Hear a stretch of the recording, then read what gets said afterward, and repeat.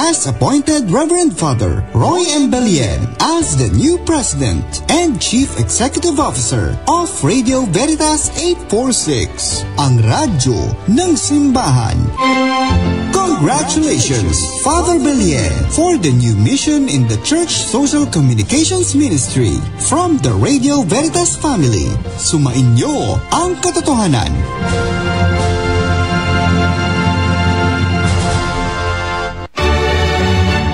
Celebrating 56 years of Catholic Broadcasting this Jubilee year 2025. Pilgrims of Hope Veritas 846 Kapanani from Mega Manila, Philippines to the World Wide Web through broadcast and social media. Veritas 846 ang radyo ng simbahan. Member Catholic Media Network and kapisanan ng mga broadcaster ng Pilipinas. Mga kapanalig, ang ating Philippine Standard Time, 2 minuto makalipas ang alas 11 ng umaga. Araw ng Sabado ay 3 araw sa buwan ng Mayo taon 2025. Narito ang Veritas News Alert Nationwide. Naglabas ng mga paalalang pangliturhikal ang Archdiocese of Manila kaugnay sa pagpili ng bagong Santo Papa ng Simbahang Katolika. Kasunod dito ng pahayag mula sa Vatican at ng College of Cardinals na hinihikayat ang mga mananampalataya na sama-samang manalangin para sa nalalapit na conclave upang ang pagpili ng bagong Santo Papa ay tunay na magabayan ng banal na spiritu. Para sa mga araw bago at habang isinasagawa ang conclave, hinihiling ang paikibahagi ng sambayanan sa pagdiriwang ng banal na misa, pananalangin sa banal na sakramento, liturgy of the hour, personal na panalangin at pagdarasal ng Santo Rosario bilang pakikiisa sa simbahan. Kabilang dito ang pag-usal sa lahat ng misa ng panalangin para sa pagpili ng Santo Papa matapos ang panalangin pagkatapos ng pakikinabang. Kapalit ng Orasyo Imperata para sa bayan simula ngayong Sabado ng gabi, May 3, 2025 hanggang sa pagkakahalal ng bagong punong pastol ng Simbahang Katolika. Sa May 7, kasabay ng pagsisimula ng conclave, ang lahat ng mga misa sa parokya at mga pamayanan ay iaalay para sa pagpili ng Santo Papa. Sa kasalukuyan, 133 sa 252 mga kardinal sa buong mundo ang kumpirmadong makakalahok sa pagpili ng bagong Santo Papa na magpapastol sa mahigit 1.4 na bilyong Katoliko. Magbabalik ang mga balita mamayang 1:00 ng hapon. Ako inyong kapanalig, Marian Navales Pulgo. Sumainyo ang katotohanan. Abangang muli ang Veritas News Alert Nationwide. Ang balitang ito ay inihatid sa inyo ng Renalyn. Renalyn, araw-araw. Ang programang titimbang ng katotohanan sa usapang panlipunan. Veritas. Magpapayabong sa moralidad ng bawat Pilipino. Veritas. Magsusulong ng mga doktrina ng simbahan sa sektor ng ekonomiya, politika, kultura at kalikasan. Veritas. Tuwing Sabado, kasama si Reverend Father Jerome Ceciliano. Veritas.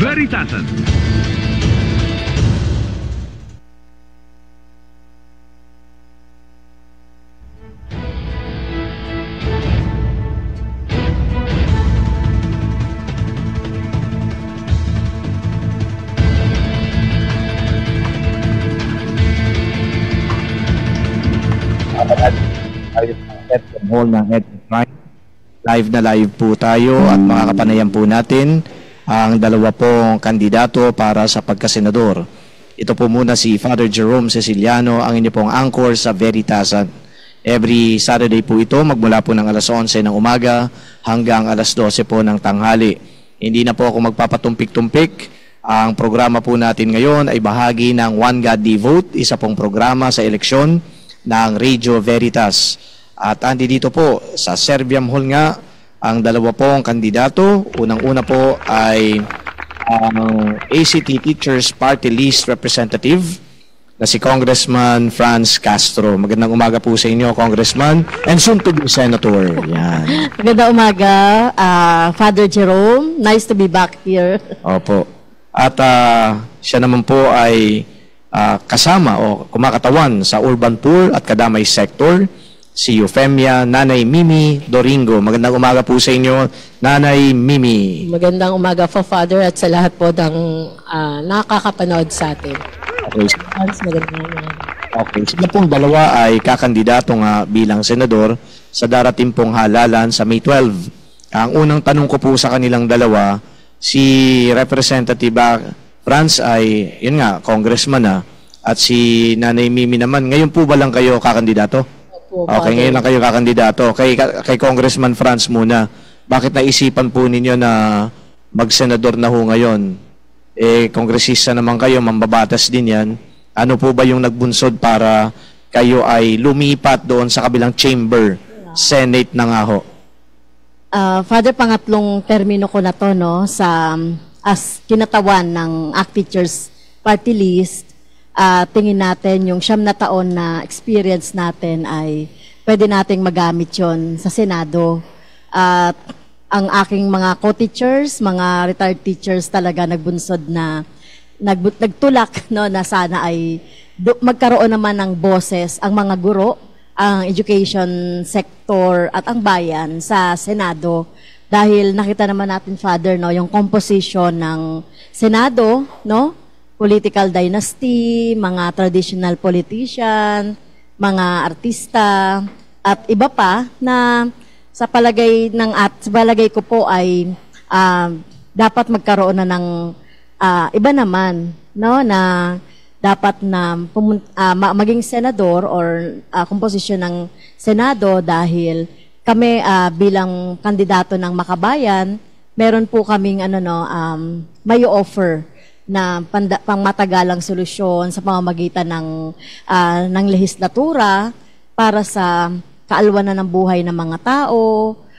Yun pong, syempre, sa ating pong kalayaan, yung ating soberanya, etc. So may buo pong programa ang Makabayan Coalition. Okay, hindi po ba sapat yung binigay sa inyong pagkakataon na umupo po sa mababang kapulungan ng Kongreso at 9 na taon po yan? Tapos ngayon naman ay lilipat naman kayo, another chamber lang naman ito, legislative chamber. Hindi pa ba sapat yung 9 years na yon at kinakailangan pumunta dito sa Senado? Sa karanasan ko, Father, may mga naipapasa tayong mga panukalang batas, no, na nababalahaw. I mean, natitenga doon sa Senado kasi syempre kailangan din natin ng champion ng education doon, totoong talagang nanggaling sa education sector. Kaya yun din yung isa pang dahilan, ano? Kasi ang hirap magpasa ng batas eh. Kahit na nga po, Father, na ipasa na natin sa mababang kapulungan, pagdating sa mataas na kapulungan sa Senado ay hindi po ito na ipapasa.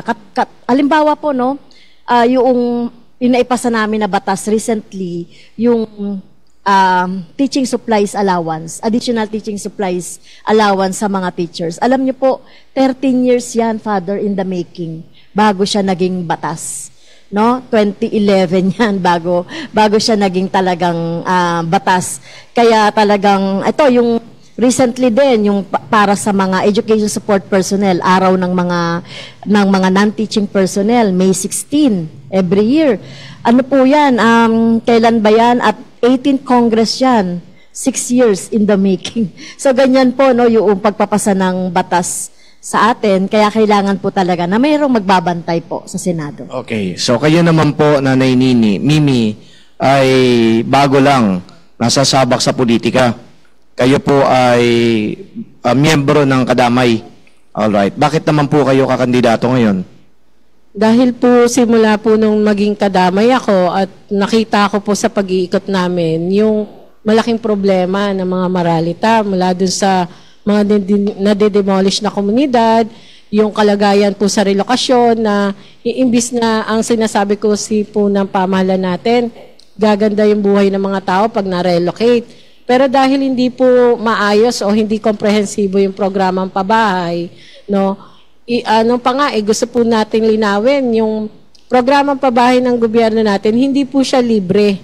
No, libre siyang ibinibigay, pinamamahagi sa mga tao, pero may bayarin. At doon pa lang po sa bayarin na nagmumukhang negosyo yung pabahay na dapat ay isa sa mga batayang karapatan ng bawat pamilyang Pilipino, malaking problema na po yun, lalong-lalo na po yung kawalan ng katiyakan sa kabuhayan sa mga relokasyon at kahit po yun sa mga marami po kasi sa miyembro ng Kadame, Father, ay mga manininda, mga informal workers, manininda, pedicab drivers, na kumakaharap dun sa pag-aagaw dun sa kanilang kabuhayan.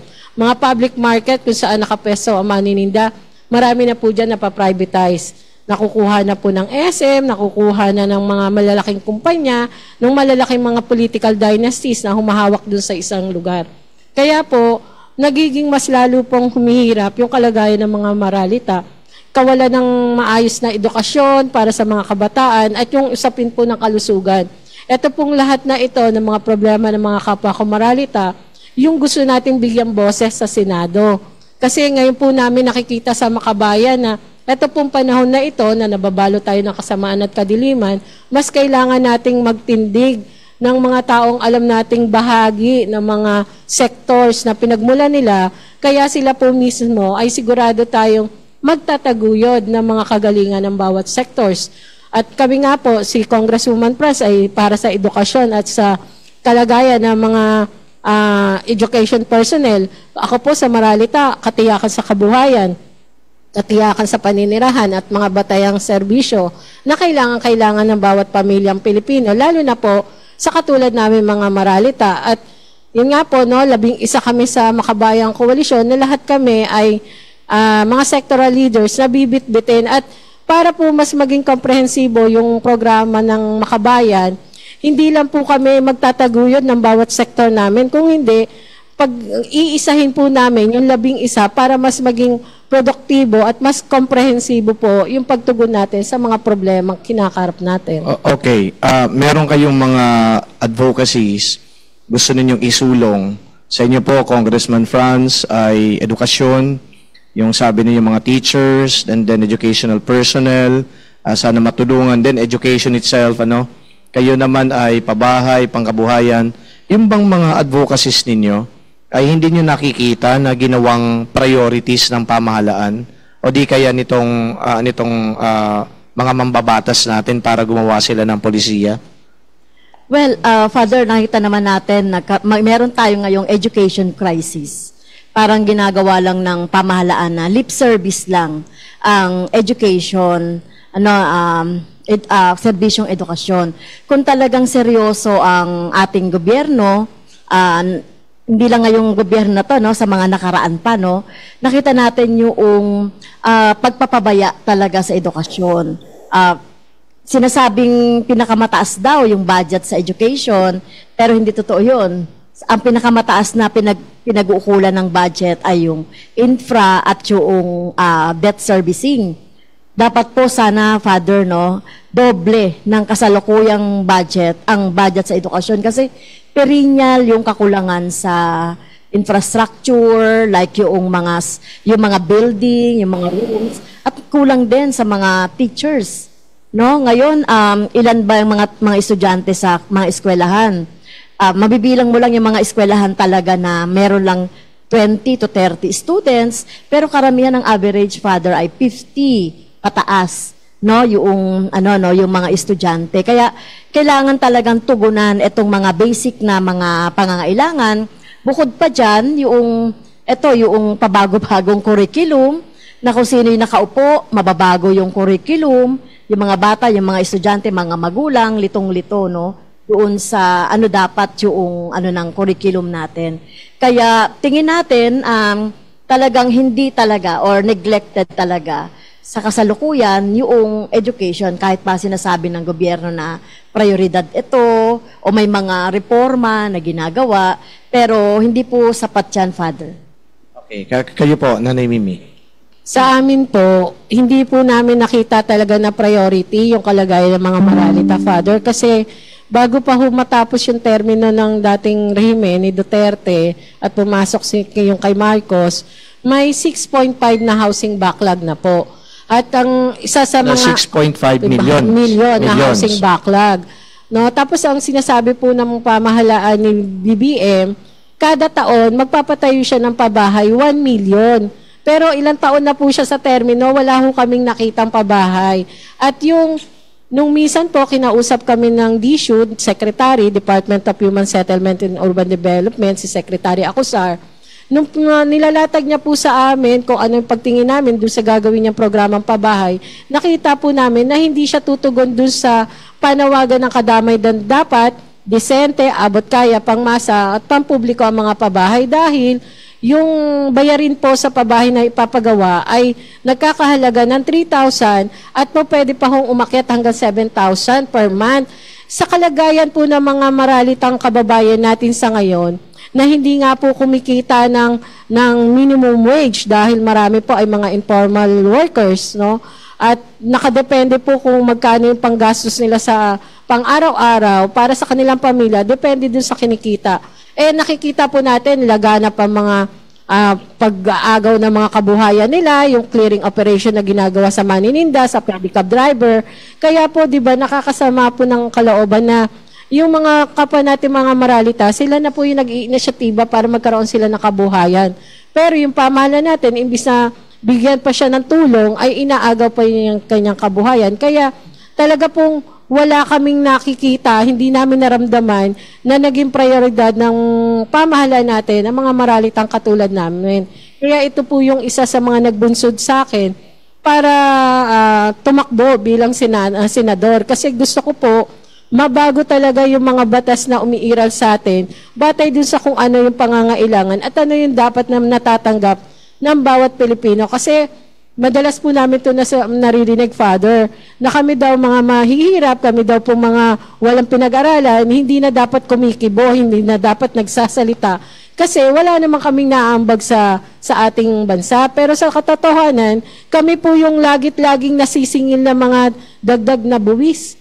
No, hindi lang po isang beses, araw-araw, at hindi po pwedeng sabihin sa amin na hindi na kami dapat nagre-react kasi mas kailangan po naming magsalita para makita ng pamahalaan na mali na po yung pamamaraan ng kanyang pangangasiwa at dapat bigyan niya ng tugon yung kung ano po yung idinadaing namin. Okay, malinaw po sa mga nilahad ninyo na parang lip service, yung mga pangako, hindi talaga ginawang prioridad, mukhang hindi seryoso. Kayong kung sakali man kayong dalawa ay mahahalal na senador, ano po bang ibig sabihin na paano seryosohin? Paano ninyo mababago yung batas? Hindi po ganun kadali ang paggawa ng batas. Maraming mga interes ang dapat na isaalang-alang ninyo. Diba? Yung mga ganyan pong mga advokasya ninyo, plataforma, napakinggan na rin ng taong bayan yan. Tapos habang ando dun sa Senado, dahil nga hindi ganun kadali, ang paggawa ng batas, yung may mga tumututol, may mga umaayon, kung halimbawa nga yung Pangulo ay hindi naman din sabi ninyo talagang seryoso. So nakikita nyo ba yung gagawin ninyo? Kakayanin nyo ho ba yun? Congressman Franz? Yes, Father, no? Sa karanasan natin, talagang napakahirap magpasa ng batas. Lalong-lalo na, Father, no, kung may kinalaman yan sa benepisyo, may kinalaman siya sa dagdag na sweldo, o yung serbisyo sa ating mga mamamayan, dagdag na pondo sa health, sa education, pabahay, talagang napakahirap, Father. Kaya talagang sa eleksyon na ito, dapat mas maraming nagsasalita. Mas gusto nga natin sana mas maraming manalo na mga progresibong mga party list, para pag may nagsasalita sa House of Representatives, meron din pong mga progresibong senador na nandoon po sa mataas na kapulungan para po nakikita, no? Kasi aminado naman kami na nasa bilang yan, Father, no? yung ipapasang batas, depende yan sa gugustuhin din ng mayorya ng mga kongresista o mayorya ng mga senador. Kaya mahalagang boses din na tinitignan din natin dito ay yung boses ng mamamayan. Kasi pag nagtutulak tayo ng batas, isa lang yung boses namin doon, 2 o 3 lang. Pero kapag itinulak po ito ng mga mamamayan, halimbawa po, Father, example, yung sa Maharlika Fund, kami lang sa Makabayan ang tumututol niyan. Pero nung nagkaroon po ng tumutol na po yung mga government employees, member ng SSS, member ng GSIS, kasi ilalagay yung pondo, part ng pondo doon sa Maharlika Investment Fund. Well, umatras po, Father, no, yung mga kongresista at saka mga senador doon sa pagsulong na idagdag doon yung mga pondo ng GSIS, SSS. Kaya sinasabi natin, Father, na kailangan talaga ng tulak din ng ating mga kababayan kapag nagpapasa tayo ng batas na tingin natin ay para sa mas nakararami. Kaya kakayanin natin yan, Father, no? Yung mga panukalang batas, bagamat matagal, bagamat mahirap, basta merong lumalaban, Father. So basically, you are banking on the support of the public para maisulong yung mga batas na yan. Pero ako po, I don't want to be a devil's advocate. Pero ang nakikita ko naman dito, kahit na may suporta ng publiko, hindi naman ganun kadali eh. Halimbawa, sabihin natin yung divorce, suportado ng publiko yan eh. Sa inyo, laging napapasayan sa mababang kapulungan. Pero pagdating dito sa Senado, hanggang ngayon naman ayun, hanging. Di ba? So anong ibig sabihin? Hindi talaga ganun kadali. Kaya kahit na may advocacy ka, kahit na very passionate ka, ayoko nang banggitin sana, yung isang kong senador, very passionate yan, in her support for divorce, and then LGBT community, yung SOGI sa inyo. Pero hindi rin ay papasa. Pero I would assume na yung public support dito matindi. So ibig sabihin yan, there's really a great deal of difficulty in, pushing forward all these advocacies that you have. Okay? Ngayon, ang tanong ko na lang dito, ang concrete na siguro solusyon na gagawin ninyo, o strategy na gagawin ninyo, how are you going to make the people believe you that you can do it. Di ba? Kasi yung mga tao, nakikinig sa atin ngayon, napakinggan na namin yan. Di ba? Ganun-ganun lang yan, puro sa ganitong pagkakataon. Pag nandoon ka na, anong strategy gagawin mo? O para mapaniwala mo ngayon yung mga botante na, boboto ko to kasi meron siyang malinaw na strategy o kaya pamamaraan para maisulong yung kanyang advocacy. Sige nga po. Sige po, Father. Kaya po ako, tuwing nag-iikot kami, lagi nating sinasabi na kung naniniwala sila dun sa plataformang Bitbit ni Nanay Mimi, maniwala sila doon sa 11 nakapaloob sa Koalisyong Makabayan. Kasi lagi po nating nakikita, padamihan ng kakampi.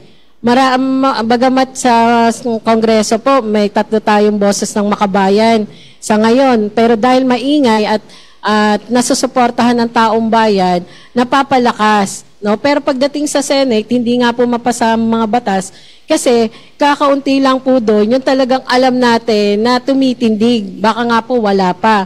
No? Minsan sa mga ibang issue, wala pa talaga. Kaya kailangan po talaga na mas marami tayong maipwesto ngayon sa Senado na alam nating magtataguyod ng para sa kagalingan ng taong bayan.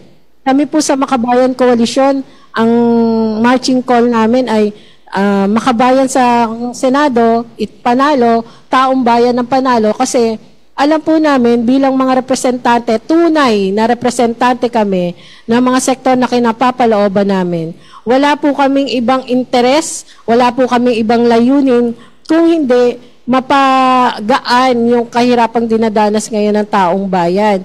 Sa pangunahin, ang nais po namin talaga ay itaas ang sahod ng manggagawa kasi alam po namin pag naging antas family living wage ang sahod ng manggagawa, mababawasan na po yung burdens kasi may pang-upa na sa bahay, may pambili ng pagkain, makakapagpaaral ng mga anak, makakatransport na po, hindi na magtitipid pa yung manggagawa para maglakad papunta sa pagawaan. Pero syempre, lagit-lagi po kami bilang mga progresibo, ang batayan namin ng malakas na kampanya at pagpapalakas para mapatupad ang mga batas na to ay yung nagkakaisang pagkilos din ng taong bayan. Kasi para po ba kanina yung batas na gagawin natin? Hindi naman po personal para sa amin lang ni Congresswoman Franz Castro, kung hindi po sa taong bayan. Kaya sa tingin po natin, kahit na medyo matagal, uusad yung mga batas na to, pero dahil tayo po mismo ay nagkakaisa para i-push ito, naniniwala po tayo mangyayari. At syempre, talagang anuhin po natin, babaguhin talaga natin yung bulok na sistema kasi yung mga taong nakapwesto sa ngayon, talagang alam naman po natin, hindi naman sila kahit kailan tumindig para dun sa kapakanan ng taong bayan eh. Kung hindi sa sarili nilang interest, yung interest po ng kanilang pamilya para mas lalo pang palaguin yung mga negosyo. At hindi po ganun na makabayan dahil lagi po kaming nakasandal dun sa para kanino at para ba kami kanino at para saan yung aming pagtakbo bilang mga senador. Okay. Sige so, po. Kagaya ng sinabi niyo, Father, no? Halimbawa, kahit na yung isang batas, pumasa na sa mababang kapulungan, pero talagang marami talagang kontra doon sa Senado, ano ba yung mga pamamaraan na pwedeng gawin? So, syempre yung ating mga taong bayan na sumusuporta doon sa panukalang batas, at syempre yung lobbying, no, na ginagawa naman ng mga kababayan natin, maglabi sa mga senador para ito ay suportahan nila. So, ganon. At siyempre kami bilang mga sakaling maging senador ay gusto rin natin na maging konkreto din yung mga pamamaraan na gagawin natin. Patuloy pa rin, no?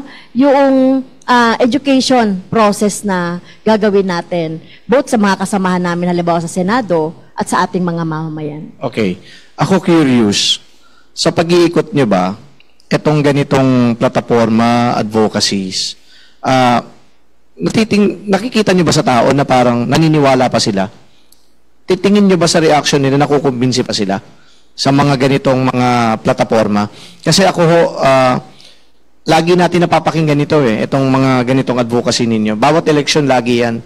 Hindi lang kayo, kahit na yung mga, sabi ninyong dati nang nakaupo dyan sila yung mga mainstream yata na candidates or whatever we call them, lagi naman nilang binabanggit yan, ano? Pero, sabihin ninyo, hindi naman natutupad.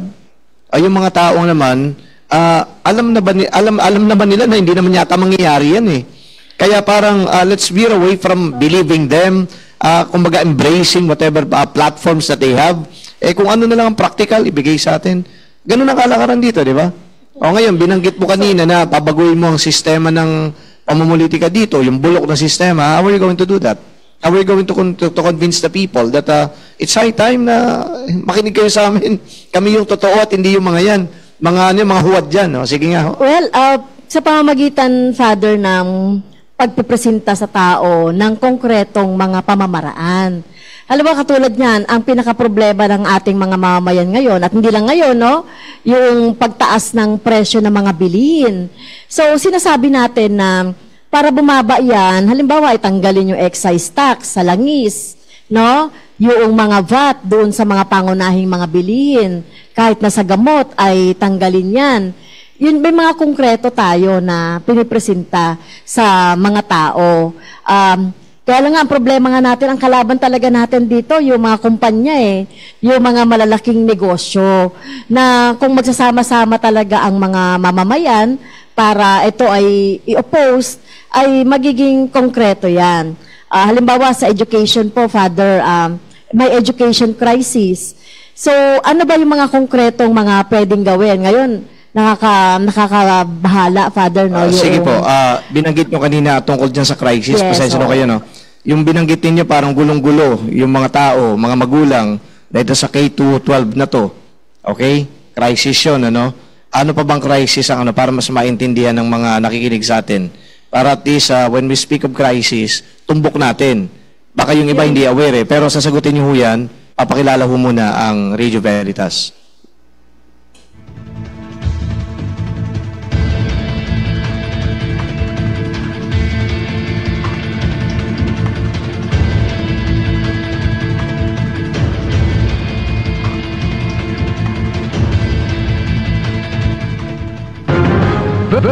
Veritasan.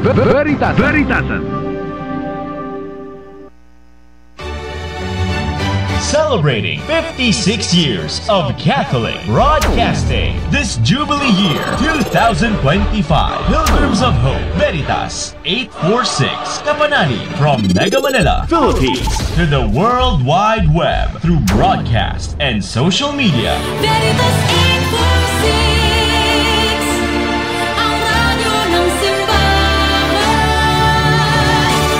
Member, Catholic Media Network and kapisanan ng mga broadcaster ng Pilipinas. Mga kapanalig, ang ating Philippine Standard Time, 30 minuto makalipas ang alas 11 ng umaga. Yun lang po. Hatid ng Veritas 846, ang radyo ng simbahan, ang tinapay ng buhay. Pagnilayan natin. Papuri sa karunungan mula sa Aklat ng Kawikaan. Ngayon aking anak, ako nga ay pakinggan. Sundin ang payo ko't liligaya ang iyong buhay. Ang tinapay ng buhay, inihatid ng Veritas 846, ang radyo ng simbahan.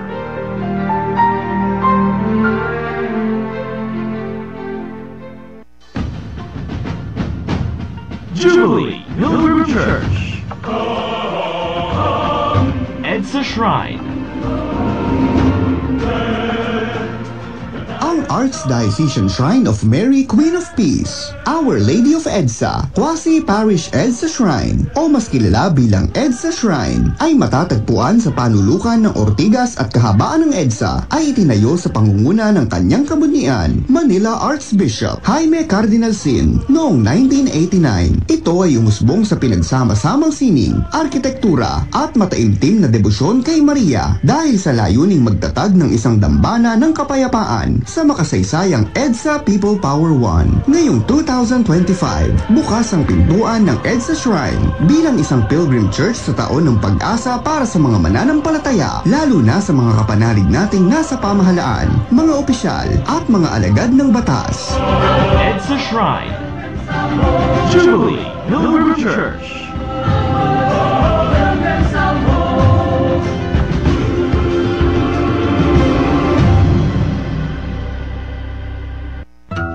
Kapanalig, narito ang ilang paalala sa pakikibahagi ng on-air and online healing masses sa Veritas tuwing alas 6 ng umaga, alas 12 ng tanghali, alas 6 ng gabi at alas 12 ng hating gabi.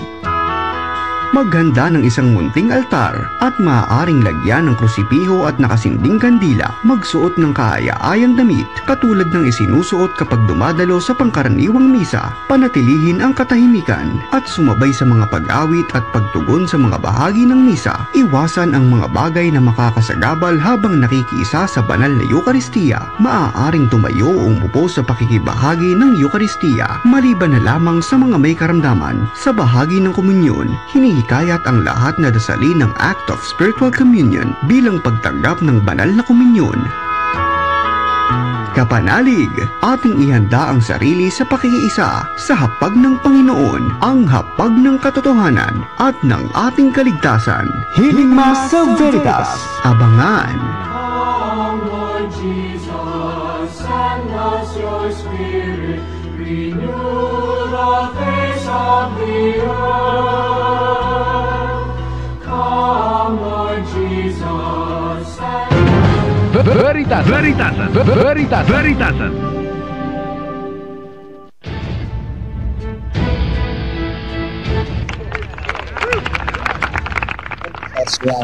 Live po tayo at kasama po natin si Representative Franz Castro at si Nanay Mimi ng Kadamay. Parehas po sila na tumatakbo sa pagkasenador. Ngayon po ang halalan sa May 12.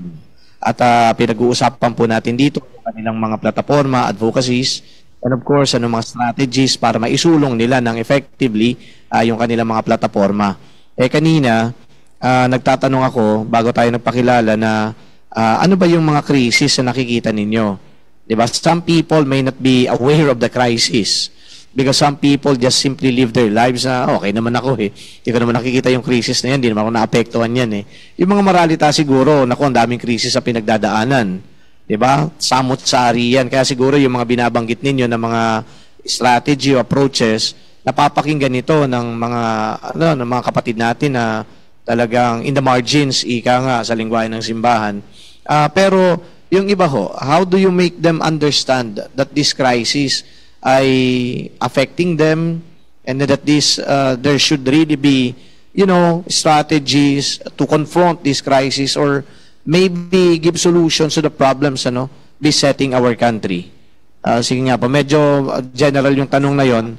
Sige nga po, Congresswoman Franz.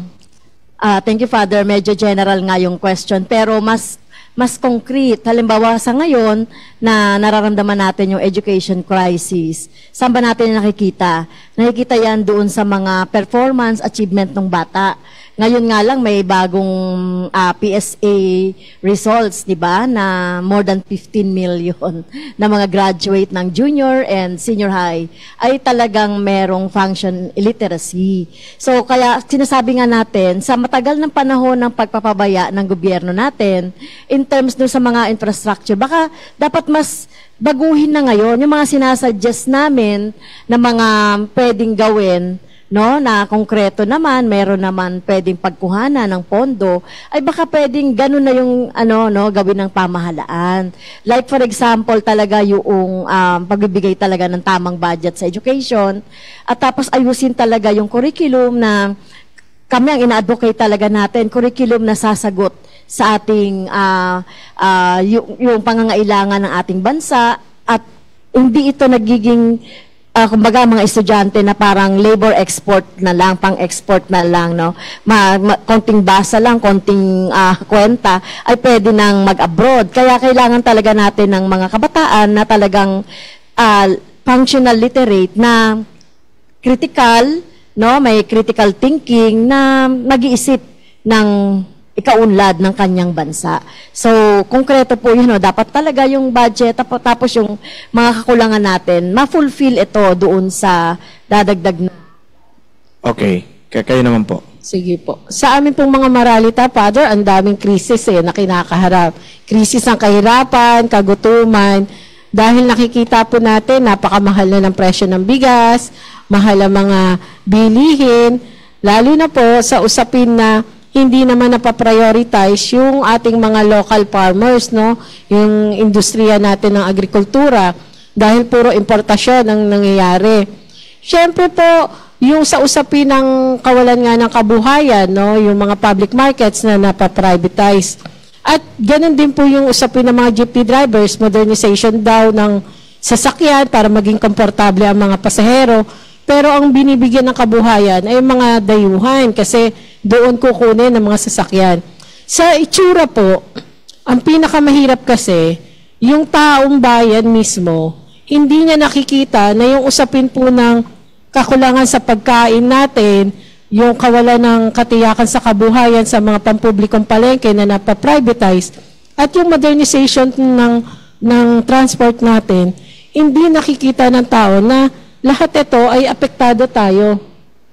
Yung usapin po ng laban ng mga tsuper, hindi lang yan laban ng mga tsuper at operator. Yan po ay laban din ng mga commuters, yung mga umaasa sa pinakamurang paraan ng transportasyon. Pag nawalan po ng maayos na pwesto ang mga manininda sa palengke, hindi lang po literal na mga vendors ang apektado, kung hindi, pati nagpapasok ng mga produkto ng mga local farmers natin sa mga pampublikong palengke at yung lahat ng mga bumibili dito. Ganon din po yung usapin nga ng kahirapan natin, no? Hindi lang po kaming mga Maralita yan kasi kahit ngayon ang mga manggagawa, ang mga government employee, kahit sila po, nagsasabi na sila na nararamdaman na nila parang nawawala na ng halaga yung 1,000 pesos nila. Hindi na katulad dati na mahirapan ka ng bitbitin pag namalengke ka. Ngayon parang pang isa hanggang 2-3 araw na lang. Kaya po kailangan talagang maintindihan ng taong bayan na kung gusto po talaga natin ang pagbabago, iisipin natin hindi lang yung sarili natin, lalo sa darating na botohan. Ito po, i-quote ko lang din si Ronel Arambulo, yung kasama po namin na mangingisda. Ang sabi niya nga po madalas, hindi kapag nanalo na yung ibinoto mo, ay panalo ka na.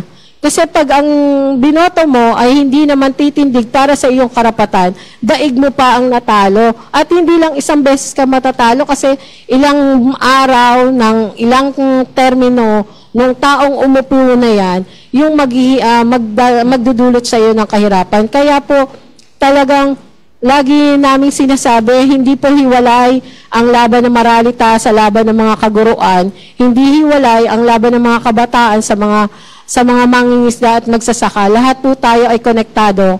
Kaya bawat galaw po natin at bawat desisyong gagawin natin, isipin po natin, hindi lang tayo yung apektado. Para po kahit papano, siguro naman, habang nag-iisip tayo ng ganito, magbabago rin tayo dun sa panuntunan. Sino nga ba talaga yung kailangan nating iboto? Yung madalas lang ba natin nakikita sa TV? Yung naglalaki habang nasa billboards? O yung mga taong sigurado tayo dahil nakita na natin track record sila. Hindi sila nabili ng pera, tumindig sila para sa kapakanan ng mga maralita, at hindi lang sila tumindig para sa kabutihan ng mga teachers at mga estudyante, kung hindi tumitindig sila hanggang doon sa issue ng mga magsasaka at mangingisda. Di po ba yun yung mas dapat na makita ng mga taong bayan, na lalo na po yung mga botante sa darating na Mayo 12? Okay, maliban sa plataforma at mga programa na gusto ninyong isulong, matanong ko kayo, ano ba yung nakikita niyo yung factors na para mahalaga sa Pilipino na kahit na magaganda yung mga plataforma ninyo, ang ibinobota yung iba? Ano bang nakikita ninyo? Sige nga ho, para malaman lang din natin dito. Para gawin natin interesting to. Sige, total na, ilahad yun na naman yung mga gusto ninyo. Ito lang. Oo. Sige nga, magaganda plataforma ninyo. Sabi ninyo, ito, para sa mahirap, para ganito, bla bla bla. Bakit binoboto yung iba? Sige nga ho. Oo, napakahirap na tanong yun, Father, no? Kasi kagaya ng kanina usapan natin, kahit na may mga voters education, sino yung mga dapat na iboto, may track record, may nagawa na, yung kasakasama nyo na dyan sa inyong komunidad. Pero pagdating ng di ba? Although nakakadismaya man, di tayo naniniwala sa survey, yun pa rin yung mananalo at the end. So, talagang talaga namang, Father, napakahirap talagang manalo ang maralita o ang mga mahihirap o yung kakatulad namin sa ganitong bakit nga klase ng may eleksyon. May plataforma kayo, pero bakit mahirap? Sige. Dahil nga, siyempre, sa more than 60 million na mga botante natin, o 68 million daw na mga botante, ay karamihan dyan ay mga millennials, mga Gen Z, na kailangan din talagang kahit na sinasabing intellectual, ito yung malaking bilang na pwedeng masway, na kailangan na makita talaga na sa umpisa pa lang, at dapat na tignan natin na pwede silang masway dun sa boto, na kung paano ba yung gagawin na yon. So paano nyo sila isusway, yung mga millennials na more on, mas pa rin talaga, Father, more on education pa rin. Tingin ko yung katumbas nung ganon. At nakikita naman nila sa konkreto, ano yung nangyayari sa mga ganitong, kung ito yung kanilang mga iboboto. Kaya talagang, manalo-matalo man, Father, talagang continuous pa rin yung organizing, continuous pa rin yung pagkapaliwanag sa mga tao, at tayo rin, tutulong pa rin naman tayo pagdating ng may mga pangangailangan sa mga sektoral na mga problema. Sa totoo lang, Father, laganap po talaga yung disinformation. Laganap talaga yung panloloko sa mga tao. Sa katunayan, bago po lang po kami makalapag sa mga area kung saan kami nagpaabot na magsusorti kami dyan, nauuna pa po yung mga black props sa amin, na kesyo wag daw kaming iboto kasi mga terorista kami, wag kaming iboto kasi laban kami sa pamahalaan. Kaya po lagi ko rin itong binabanggit ano po ba yung kasalanan namin para sabihan kaming ganito? Mali po ba na pag may nadidemolish na mga komunidad ay tumindig tayo kasama ng mga apektadong pamilya? Mali po ba na magsalita tayo pag sobra na yung hirap na dinadanas ng mga maralita? Mali po ba na ipaglaban natin na dapat magkaroon ng nakabubuhay na sahod ang mga manggagawa?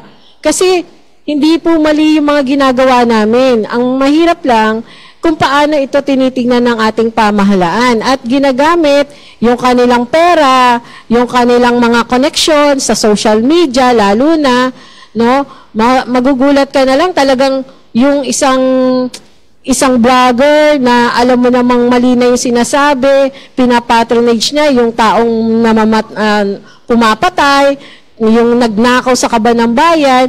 Pero dahil ang daming viewers at ang dami nung nakakapakinig sa kanya, paniwala sila. Sa kakayahan po namin, hindi po namin kayang abutin yung lahat ng kaya niyang gawin. May limitasyon yung aming kakayanan mula doon sa rekurso. Pero naniniwala po kami dun sa pamamaraan na ginagawa ng Makabayan at ito ay kailangan magtuloy-tuloy. Yung paglapag sa mga komunidad, sa mga terminal, sa mga palengke. Kasi yung mga ganito po ay nagkakaroon po ng pagbabago. Nabanggit ko po sa inyo, pag lumalapag po kami sa mga palengke, nagugulat yung mga tao. Totoo ba? Tumatakbo kayong senador? Bakit kayo nakarating dito sa area namin? Akala namin mga local politicians kayo. Maganda yung mga sinasabi nyo. Gusto namin yan. Tama, kailangan na ng pagbabago. Kaya doon pa lang po sa mga pinapaabot ng mga tao, naniniwala po kami na may nababago na po kami doon sa pamantayan nila kung sino yung mga dapat iboto. Nababago na po namin yung pananaw nila na hindi na lang dalawang grupo itong naglalaban kung hindi may Makabayan na ang bitbit niya ay para sa taong bayan. Kaya po, aalis kami doon na sasabihin nila, sige, susuportahan namin kayo. Yung palang Father, syempre maliit lang po yun, maliit na bilang pa sa ngayon. Pero naniniwala kami, sila na rin yung magiging bahagi ng kampanyador namin pag alis namin doon. At eventually, bago dumating ang halalan, hindi naman po siguro kami masisiro. Pero kami naman po, lagi namin itong nababanggit din. Matalo po kami sa pagkasenador, hindi po matitigil yung aming mga advokasya para sa kagalingan ng mga kapwa moralita at ng mga marginalized sectors ng ating lipunan. Okay, ititigil ho muna natin to ng pansamantala kasi meron tayo, papakilala tayo. Okay, tuloy-tuloy pero ititigil muna natin dahil papakilala po ang Veritasan.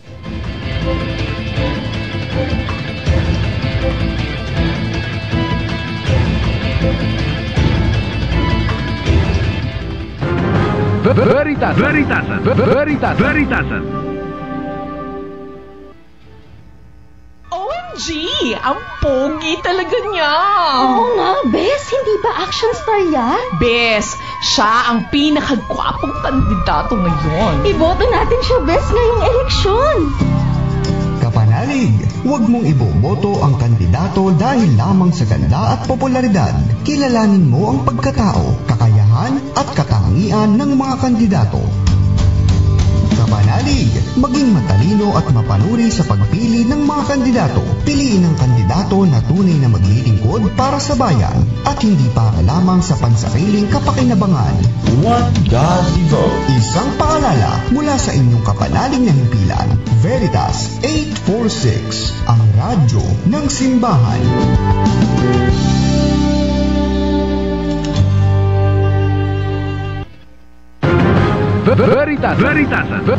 Veritasan. Simbahan at Halalan 2025 Midterm Election. What God Vote.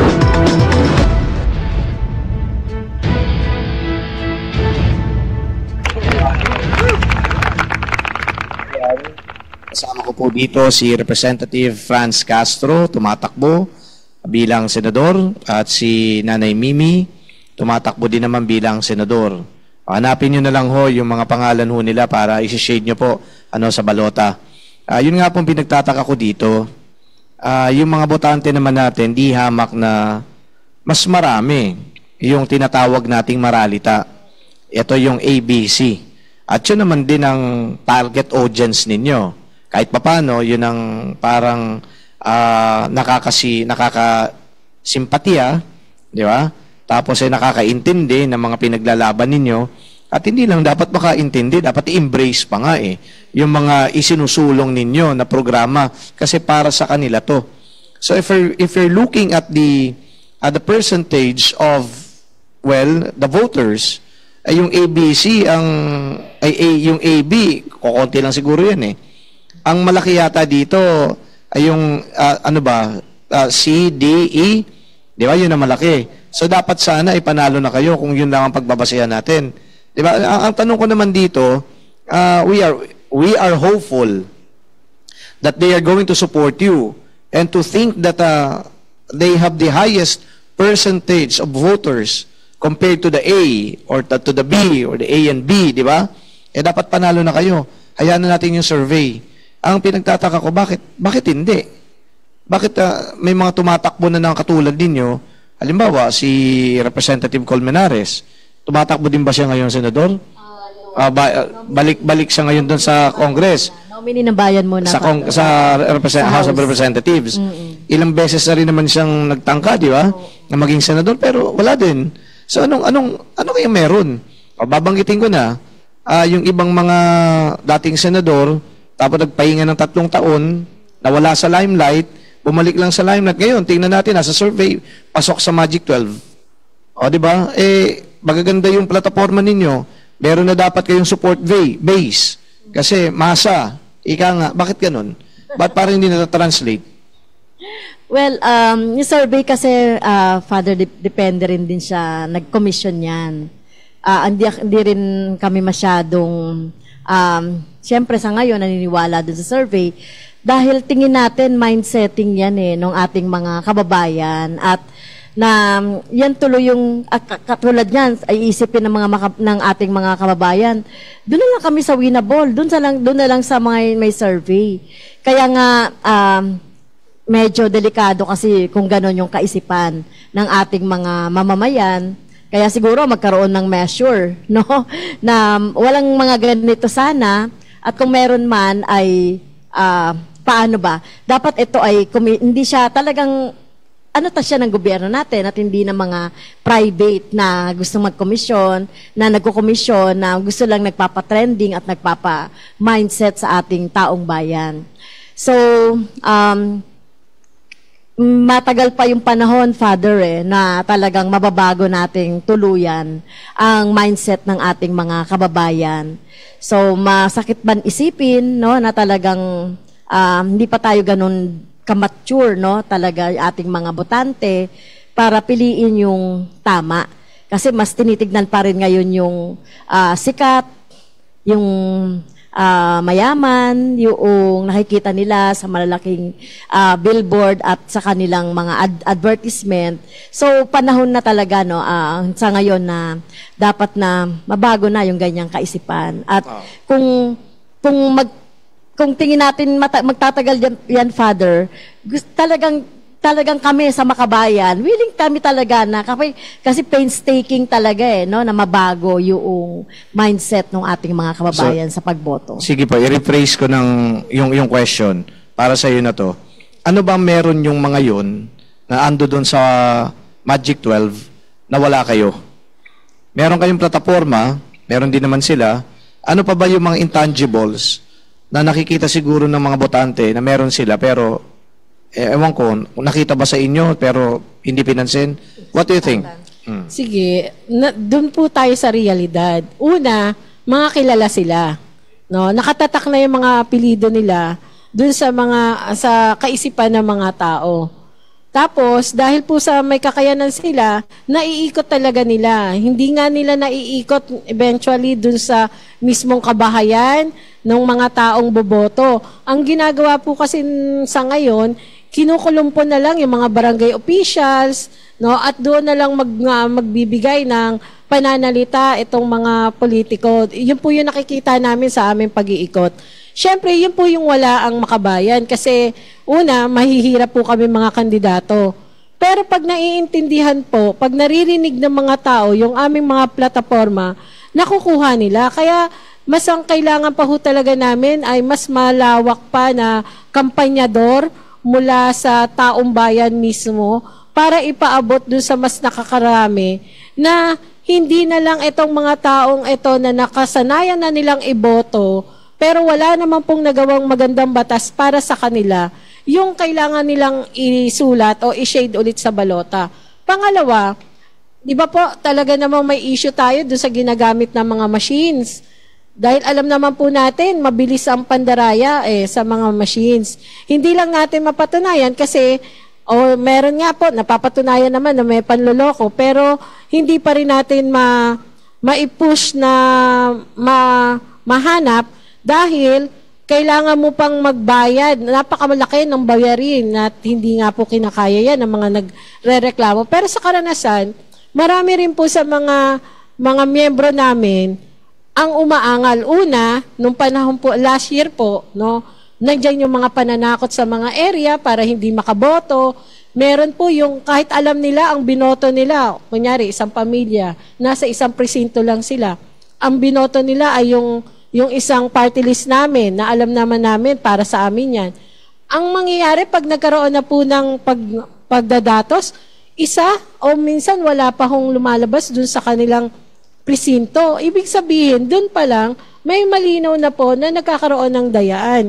Kaya po kami, ang sinasabi rin po namin, kailangan yung mga tao, bukod dun sa maging matalino tayong botante, ipaglaban talaga natin yung boto natin.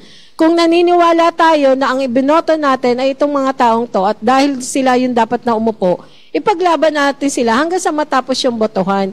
At kami po sa Makabayan, kasama na ng aming mga kasapian, hindi kami talaga titigil. Ipaglalaban namin to. Matalo man kami sa eleksyon, magpapatuloy po kaming lalaban kahit sa labas pa ng Kongreso at Senado, kasi naniniwala po kami, talagang hindi lang po isang beses ito, hindi lang po isang araw nating mababago eh.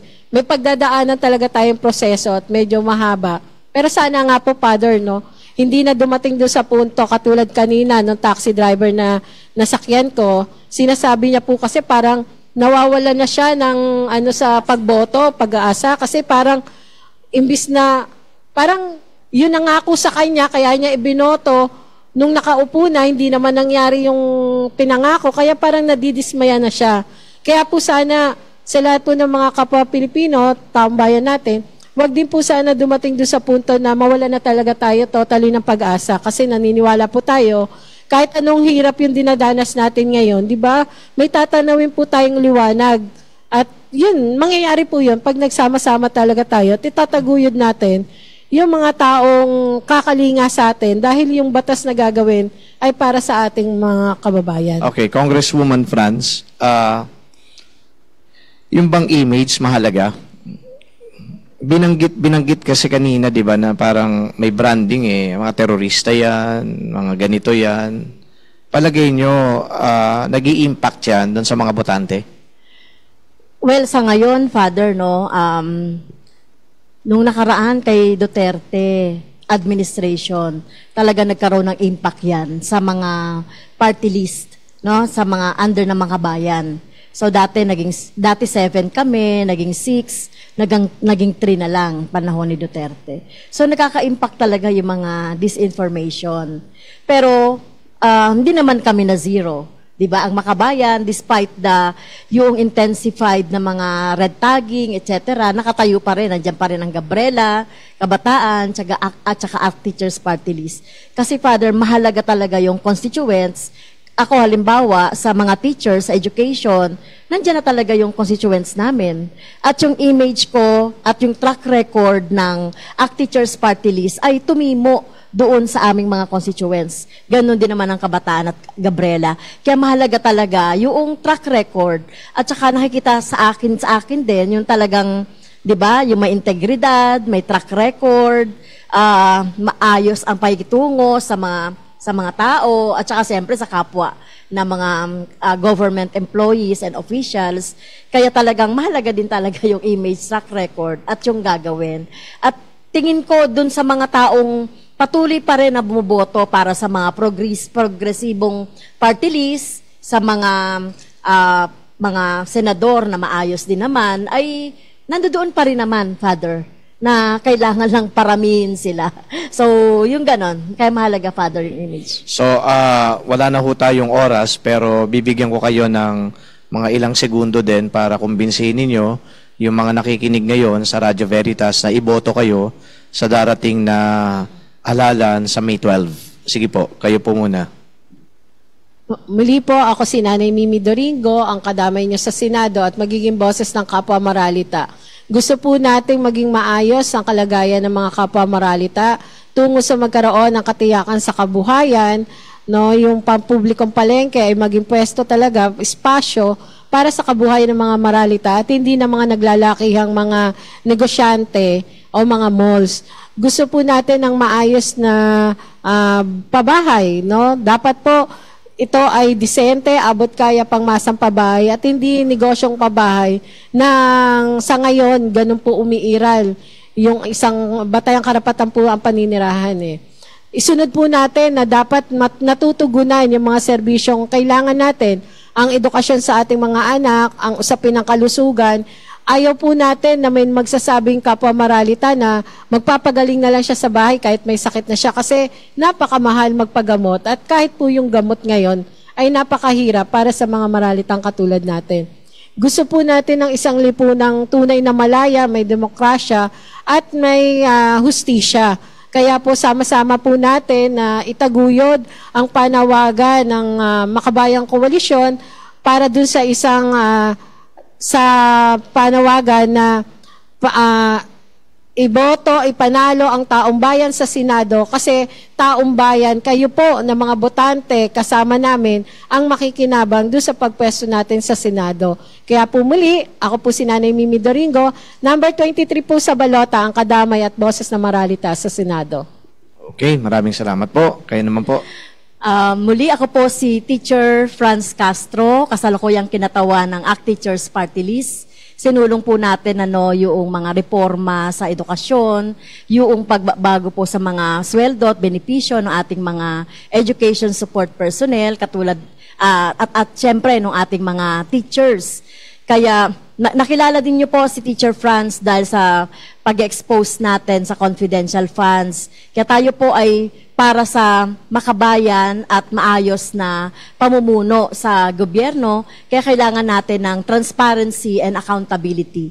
Pahigpitin po natin yung, halimbawa po yung maging transparent talaga yung budgeting sa ating pamahalaan, mula sa budget call hanggang sa bicameral. Dapat ito ay transparent. Bukas din dapat yung statement of assets and liabilities ng ating mga government employees and officials para hindi po makikita natin kung sino ba talaga yung mga nagpapayaman. Kasi wala dapat nagpapayaman sa gobyerno, no? Serbisyo ito na dapat mas ibigay sa ating mga mamamayan.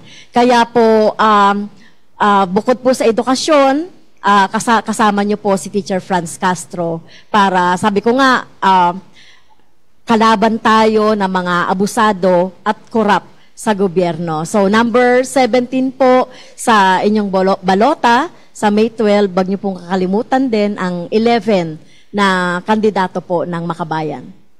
Okay, maraming salamat po sa inyo at nabigyan ng pagkakataon ng mga kababayan po natin na mapakinggan yung inyo pong plataforma at yung inyong mga programa at kung papaano ninyo isusulong ang mga ito. Ang layunin po ng Radyo Veritas sa palatuntunang ito ay matulungan yung mga botante na makakuha ng impormasyon at higit sa lahat ay mas makaalam tungkol pa sa iba pang mga kandidato. Hindi lamang po yung mga popular na mga personalidad ang kandidato sa halalang ito. Meron din po na mga katulad nila, hindi man popular pero yung mga programa, advokasya at plataforma ay pwede at totohanan naman na makakatulong sa taong bayan. Ang Radyo Veritas hindi man po nangangampanya pero nagbibigay po ng uulitin namin pagkakataon para sa lahat na mapakinggan, mapag-aralan at higit sa lahat mapagdesisyonan kung sino ba ang karapat-dapat na iboto sa darating na halalan. So ngayon pong umagang ito dito sa Serviam Hall, ginawa natin yan kasama si Representative Franz Castro at saka si Nanay Mimi ng Kadamay. Sila po ay tumatakbo bilang senador at sana mapagbigyan po ninyo ang kanilang mga layunin na maisakatuparan kung sakaling sila man po ay iboboto ninyo at mahahalal na senador ngayon pong eleksyong ito. Sa Radyo Veritas, maraming salamat at sa inyo pong lahat na mga nakinig sa ating pong palatuntunan, maraming salamat din. And of course, magkakarinigan pa po tayo sa susunod na Sabado. Nawa lagi po kayong tumutok dito sa palatuntunan ito, Veritasan sa EDSA Shrine. Ito po ang inyong lingkod, si Father Jerome Ceciliano, ang rector po ng National Shrine of Mary of Peace. So, sumayin nyo ang katotohanan. Happy weekend. Bye-bye.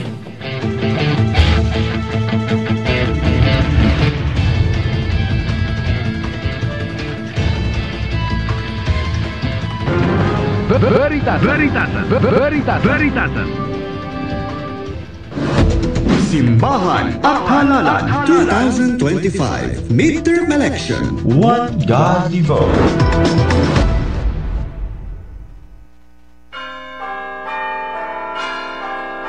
Kapanali, rejoice and pray. The Regina Coeli this Easter season. Regina Coeli letare, Alleluia.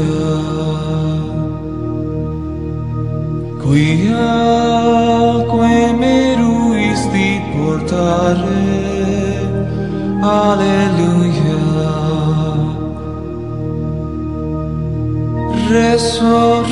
Resurrexit sicut dixit, Alleluia.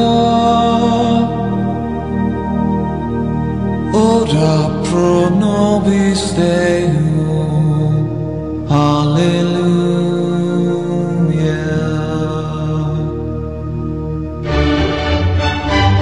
Queen of Heaven, rejoice, Alleluia. For he whom you did merit to bear, Alleluia, Has risen, as he said, Alleluia. pray for us to God, Alleluia. Rejoice and be glad, O Virgin Mary, Alleluia. For the Lord has truly risen, Alleluia. Let us pray. O God, who gave joy to the world through the resurrection of thy Son, our Lord Jesus Christ, grant, we beseech thee, that through the intercession of the Virgin Mary, his mother, we may obtain the joys of everlasting life, through the same Christ, our Lord. Amen.